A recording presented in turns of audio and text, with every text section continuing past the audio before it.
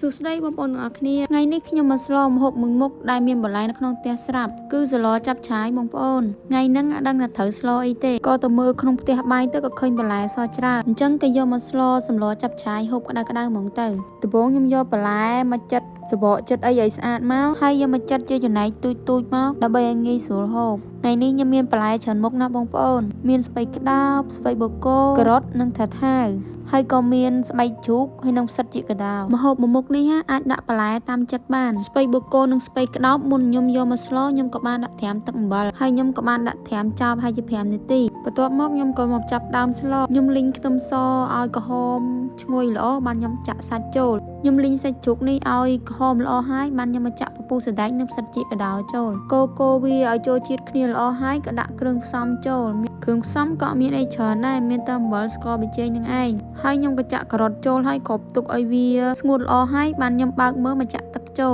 ហើយខ្ញុំក៏បងដុំខ្នុរម្ដុំដែរបន្ទាប់មកខ្ញុំក៏គ្របទុកដើម្បីឲ្យសឡពុះល្អមកមើលតែការ៉ុតនិងថាថាវឆ្អិនល្អហើយបានខ្ញុំមកចាក់ស្ពៃបូកគោនិងស្ពៃក្តោបចូលចាក់បន្លែចូលរួចខ្ញុំក៏មកគ្របទុកចោលមកងាស់ឲ្យវាបន្លែលួយល្អបានសឡយើងឆ្អិនមួយមុខនេះមកងាស់វាឲ្យលួយបានសម្លឆ្ងាញ់បើបងប្អូនណាចូលចិត្តសឡចាប់ឆាយដូចខ្ញុំកុំភ្លេចចុច like និង follow ហើយកុំភ្លេចប្រាប់ខ្ញុំម្នាក់មួយផងថាបងប្អូនចូលចិត្តដាក់បន្លែអីខ្លះនៅក្នុងសឡចាប់ឆាយ